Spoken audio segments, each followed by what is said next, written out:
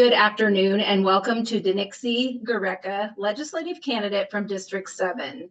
Thank you, Dunixi, for joining us for our virtual legislative candidate meetings. My name is Gina Ragland, and joining me today is Susan DeCamp, Volunteer State President, and Advocacy Lead Volunteers Joyce Beck, Ira Nathan, and Mike Barwig.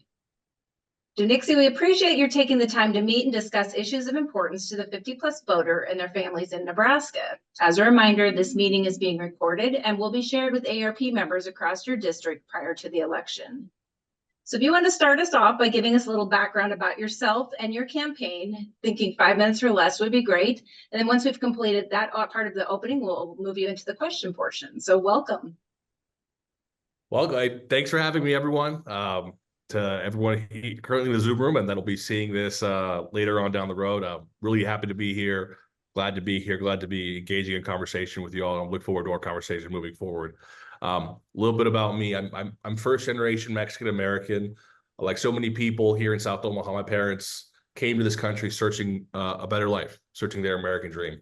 And that, to me, is the driving purpose of my campaign.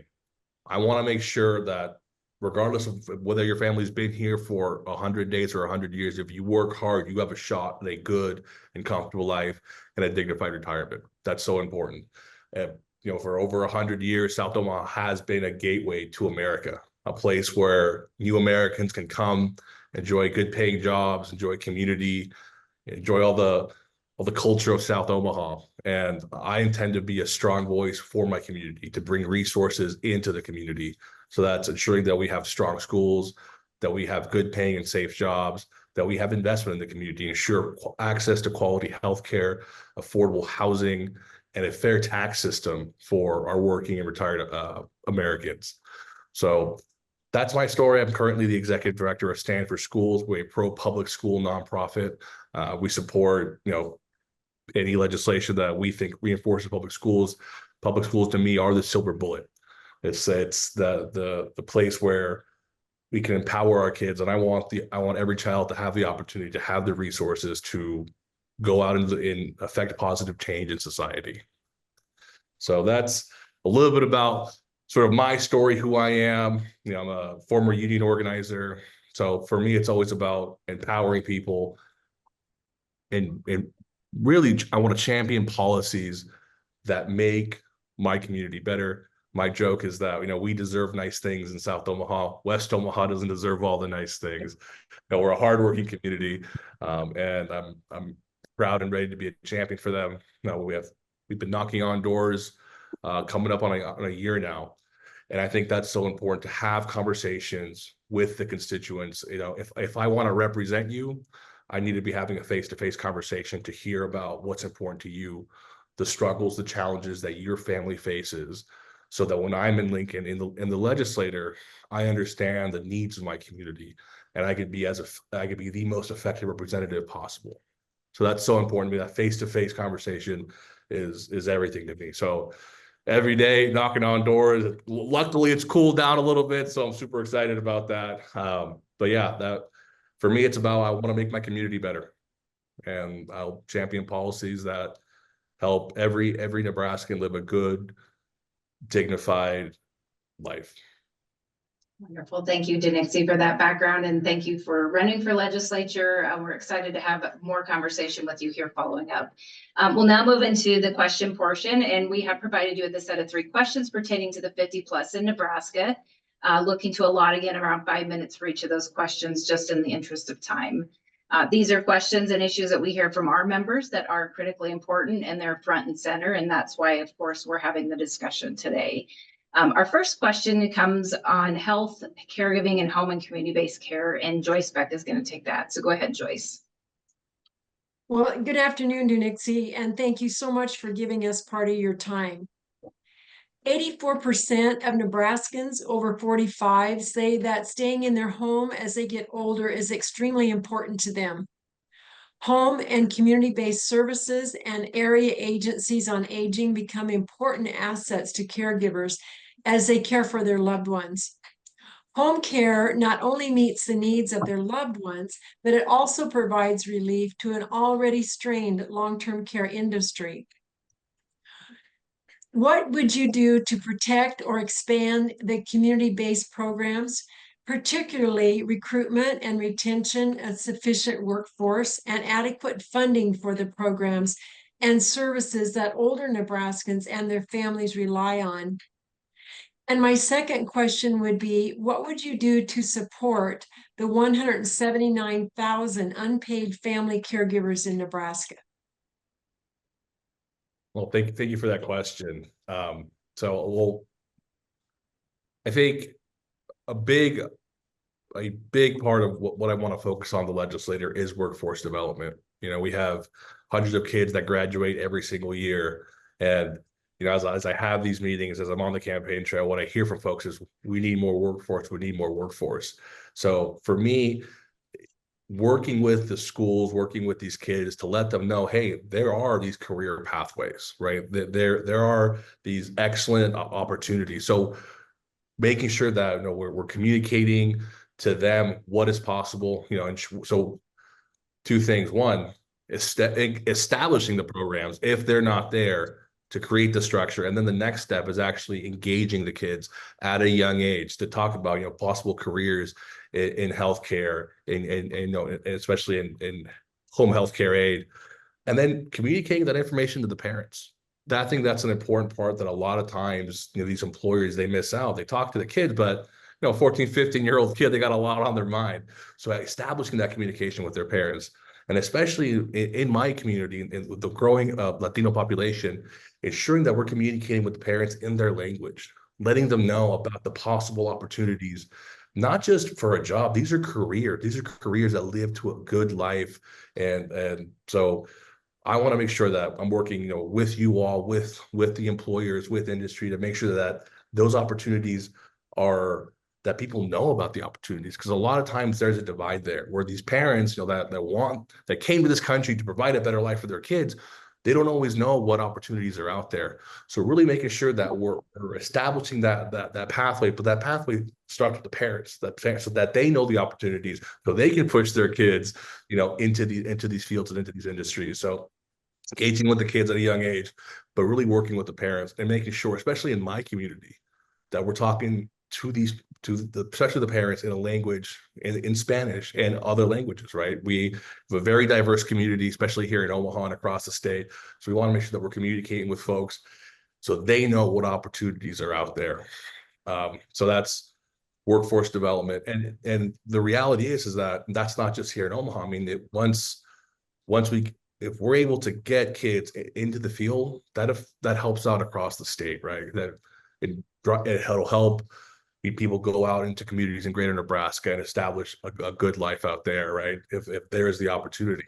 So really like I said, working to make sure that we establish those pathways, and we're pushing, you know, and encouraging kids to go into these industries. Now, the second part, so that was the first part. Well, can you repeat the second part of the question? Of course. Hold on here. The second question is, what would you do to support the 179,000 unpaid family caregivers in Nebraska? You know, that they do so much, right? And especially in my community here in South Omaha, we really do see the people wanting to stay in their homes. And so and there's this great community, great family that, you know, a lot of times you will see the family members taking care of their loved ones.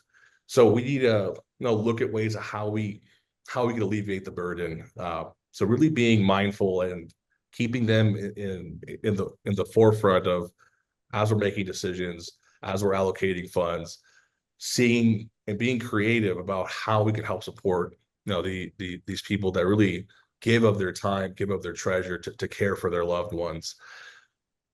That's one of the big reasons that I want to be on the appropriations committee.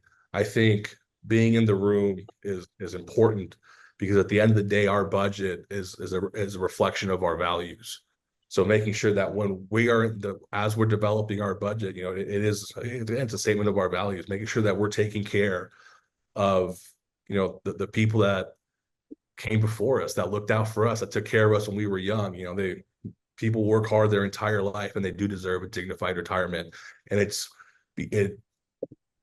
we're beholden as a society to make sure that we're looking out for folks at a time after they've lived a great life and taken care of us.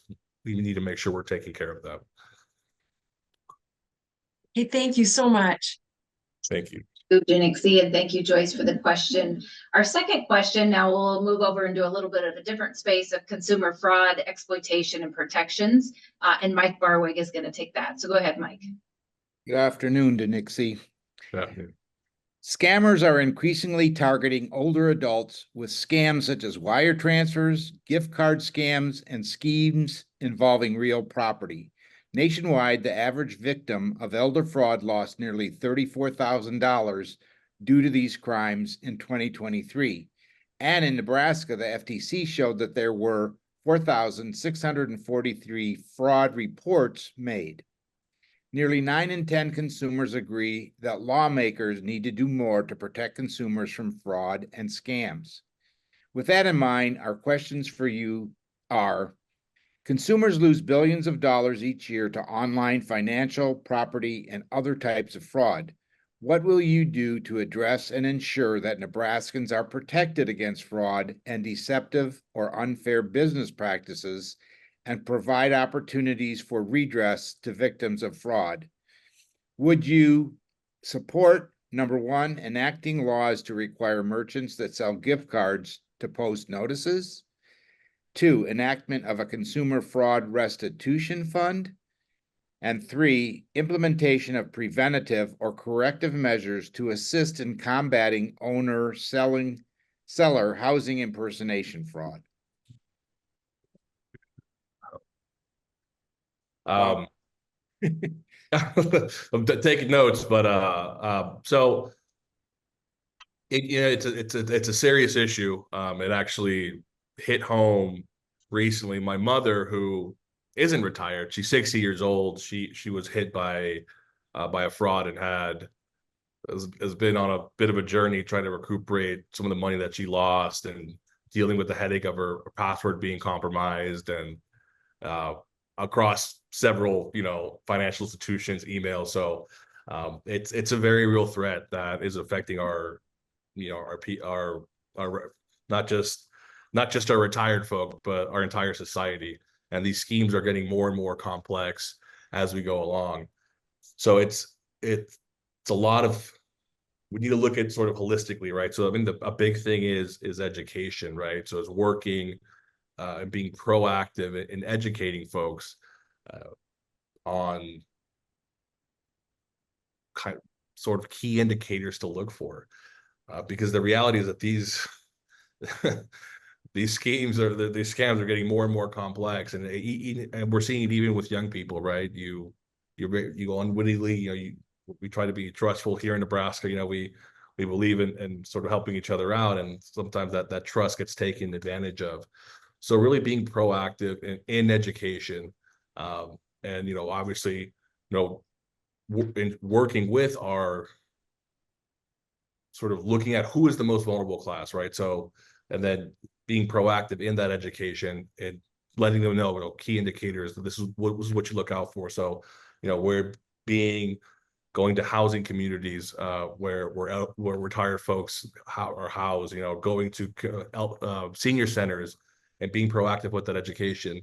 Then in my community, making sure that education is in a language that they understand, right? So make sure that we have it available in Spanish and other languages that are prevalent here in Nebraska. So redress options. I think we need to look at the criminal code and see, is there ways that we can beef up our criminal code to, deter the instances of fraud, right? Make it know that, hey, if you commit fraud and you're in Nebraska, it's not going to be good for you. So I'm very open to seeing what that looks like to make sure that we protect, again, vulnerable populations. When it comes to gift cards, working with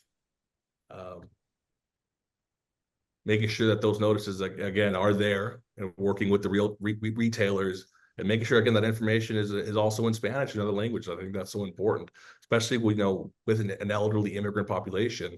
Now you're dealing with a language that you don't have a mastery of, and if someone from a bank calls you, well, you got to do what the bank says, so working diligently to make sure that that language barrier is overcome. Restitution funds, a very interesting idea. Again, that's something that I think should be explored and looked at. Again, like I said, our budget is a reflection of our values, so we need to make sure that we're taking care of folks that, again, took care of us for so long. And if we're able to provide a little bit of relief for folks that really desperately need it, I think it's something that we should absolutely look at. And with real estate fraud, again, it comes down to education, working with our realtors, working with folks to see what we can do to sort of mitigate these instances of these housing frauds. And, I think being proactive and incentivizing, working with banks, working with retailers, working with our care providers to, incentivize them to, these are the trainings, this is what you need to look out for, right? Ensure that those folks that are looking out for retired people know what the warning signs are, right? So they can step in, right? So making sure that people that sell the gift cards, the people that work at the banks, if they see something that looks suspicious, act on it, because there's a high probability that's a scam that's going on and someone's going to get hurt by it. Very Did I good. miss something? Appreciate your thoughts on that. Thank you, Dunixi, and thanks, Mike, for the question. Our last question goes into a third space of what we call livable communities, and again goes back to that the end goal of people wanting to stay in their homes and their communities. And Susan DeCamp's going to take that. So go ahead, Susan. And you're on mute, Susan. Okay, I apologize. Hello, Dunixi. It's nice to have you with us here today. So as Gina said, my question is regarding livable communities, which would include housing, zoning laws, those types of things. So Nebraskans over 65 are the fastest growing segment of our population. And research shows that most of them want to remain in their homes and communities as they age. As housing costs continue to increase, older adults are unable to find housing to meet their needs when seeking to downsize. And thus they're being pushed out of communities and homes they have lived in for generations. What will you do to support, incentivize, and ensure the creation of affordable and diverse housing options, such as accessory dwelling units, also known as ADUs, intergenerational housing, manufactured housing units, and townhomes? And the second part to the question is, will you ensure that the homestead exemption program will be maintained and protected to ensure that older Nebraskans who qualify continue to have access to the tax relief program that allows them to age in place? My district is a working class community, so the topic of affordable housing is very important to me, and it's something that I'm going to be focusing on. And I appreciate you all, highlighting the fact that there's various types of housing, and as folks get older, they do want to downsize, and they do want to stay in the communities where they live, where they have family, where they have connections, where they have a support system. So, I think working with developers, working with people that are actively trying to better our communities, making sure that we keep an eye on opportunities and incentivize them to build affordable housing, but not just single family units, right? But like looking at the different litany of options. So working with them to incentivize them to, when it's low cost housing, it's not just houses, right? There's a lot of things going on there. So working with them and incentivizing them to ensure that across the state, we're providing these options for folks as they start retiring. Again, in South Omaha, that's something that we see. It's a very tight-knit community, so we want to make sure that our folks, as they retire, have that option, have that ability to stay here. And so looking at how we at the state level can work with builders, can work with developers to ensure that these options are available. And then again, working with that education, working with that, making sure that these options, if they become available, are they communicated in Spanish and languages, especially in a diverse community like mine, right? And so these folks, as they retire, they might not, English might not be their primary language, but making sure that they are aware of the options that are available to them. When it comes to the Homestead Act, I will not only be defending it, I'll be looking to expand it, especially in a, as we're seeing valuations go up, as we're starting to see, it's starting to price people out of their homes, especially in South Omaha. As I'm knocking on doors, it's something that I'm starting to hear more and more. So ensuring that people as they retire and are ready to enjoy that hard-earned retirement aren't priced out of their homes, can stay in their homes. So looking at how we can reinforce and expand the Homestead Act is going to be an important issue for me. And then again, comes back to education, working with community partners, working with care providers, so our immigrant community understand that these options are available to them, because a lot of times they don't know that, right? That they don't know that these programs exist that'll allow them to stay in their homes, that'll allow them to live the next step of their life with more dignity by having that little bit more, a lot of money, quite frankly, with some of these property tax bills that are coming out. So that you could definitely count on me being a strong ally when it comes to the Homestead Act. Great. Thank you very much for your thoughts on that topic. Thank you, Dunixi, and appreciate again. Thank you for supporting the homestead exemption. It's one of our prime pieces of things that we protect and work on. And also your interest in the housing piece. I think there's obviously been lots of proposals in the legislature and many more to come. So we'll be grateful to have those for future conversations with you on that topic. We are now coming to the end of our time of our interview and meeting. And so I always want to give back to you a few minutes to have any closing thoughts or comments that you might have to close things out, or anything you want to send to the constituents in your district, particularly about priorities that you will have for serving in the legislature. And I know you've kind of started talking a little bit about that. But most importantly, if there's any issues that you plan to work on or address during your time as a state senator. So I will give the time back to you to close things out. Thank you, Gina. I'm running to better my community. I'm running to make people's lives a little bit easier. There's a lot of common sense legislation that is bipartisan, that is common sense, that we can pass, that will immediately makes folks' lives a little bit easier. And that's what I want to focus on. I'm not going to Omaha or to Lincoln to give the big speeches. I'm going there to better my community, bring resources to the community, bring opportunity into the community, right? So again, workforce development, access to affordable housing, access to quality healthcare. And for me, it's helping to expand programs, because at the end of the day, like I said, our budget is a reflection of our values, and we need to take care of the folks that for a long time took care of us, so they can enjoy that dignified retirement. So that's why I'm running. It's kind of simple, but I want folks to be able to achieve and enjoy their American dream as they step into their retirement age, and like I said, enjoy that hard-earned retirement. And yeah, what I say is, my door is always open. Please, if there's ever an issue, please come to me. I want to work. I want to work across the aisle. I want to find the little things that we can do, the fixes to make people's lives easier. Like I said, my door is open to my constituents. My door will always be open to you. And like I said, they not only expanding these programs, but making sure we're working to communicate those to the people that need them sometimes the most, and that's especially our immigrant community in South Omaha, but really everyone. So we need to make sure that, again, education and communication, so they're not only to establish these great programs and reinforce them, but have that education piece and be proactive about it so folks know and can take advantage of them. Well, thank you, Dunixi, again for taking the time to visit with us. I know you're busy. We appreciate you setting aside the time.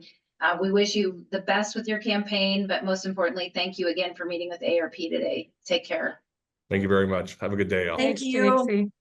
Thanks. Nice to meet you.